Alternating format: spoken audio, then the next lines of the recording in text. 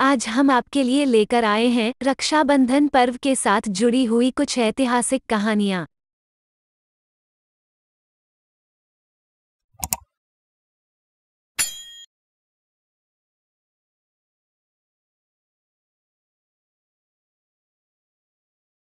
रक्षाबंधन से जुड़ी संतोषी माता की कहानी।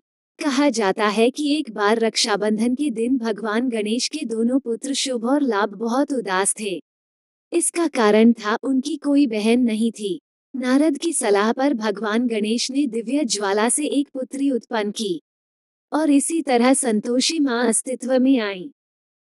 महाभारत में रक्षाबंधन से संबंधित कृष्ण और द्रौपदी का एक वृतांत भी मिलता है।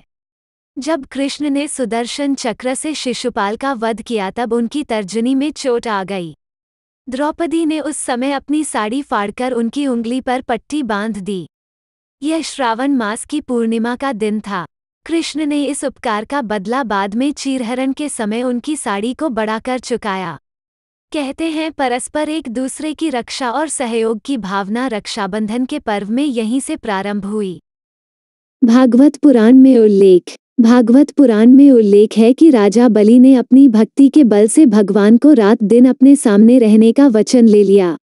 भगवान के घर न लौटने से परेशान लक्ष्मी जी को नारद जी ने एक उपाय बताया। उस उपाय का पालन करते हुए लक्ष्मी जी ने राजा बलि के पास जाकर उसे रक्षाबंधन बांधकर अपना भाई बनाया और अपने पति भगवान विष्णु को अपने साथ ले आईं। जब महारानी कर्मवती ने हुमायूं को भेजी थी राखी के साथ एक और प्रसिद्ध कहानी जुड़ी हुई है।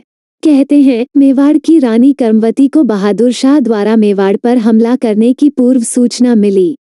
रानी लड़ने में असमर्थ थी, अतः उसने मुगल बादशाह हुमायूं को राखी भेजकर रक्षा की याचना की। हुमायूं ने मुसलमान होते हुए भी राखी की लाज रखी और मेवाड़ पहुंचकर बहादुर शाह के विरुद्ध मेवाड़ की ओर से लड़ते हुए कर्मवती व उसके राज्य की रक्षा की। यूनान का शासक सिकंदर और राखी से जुड़ी ऐतिहासिक घटनाओं में सबसे महत्वपूर्ण घटना यूनान के शासक सिकंदर की पत्नी और भारतीय राजा पोरस की है, जिसमें पूरे विश्व को फतह करने निकला सिकंदर भारत आ पहुंचता है। यहाँ उसका सामना भारतीय राजा पोरस से हुआ। राजा पोरस बहुत वीर और बलशाली राजा थे। उन्होंने युद्ध में सिकंदर को धूल चटा दी। इसी दौरान सिकंदर की पत्नी को भारतीय त्योहार रक्षाबंधन के बारे में पता चला। तब उन्होंने पोरस को राखी बांधकर अपना मुंह बोला भाई बनाया और युद्ध के समय सिकंदर को न मारने का वचन लिया।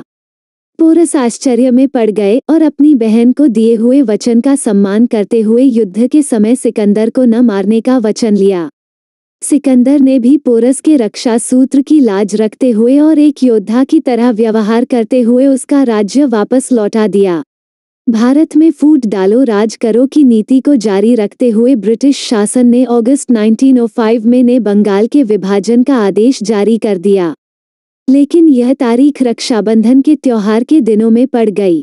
इस अवसर को रविंद्रनाथ टैगोर ने विरोध के लिए इस्तेमाल किया।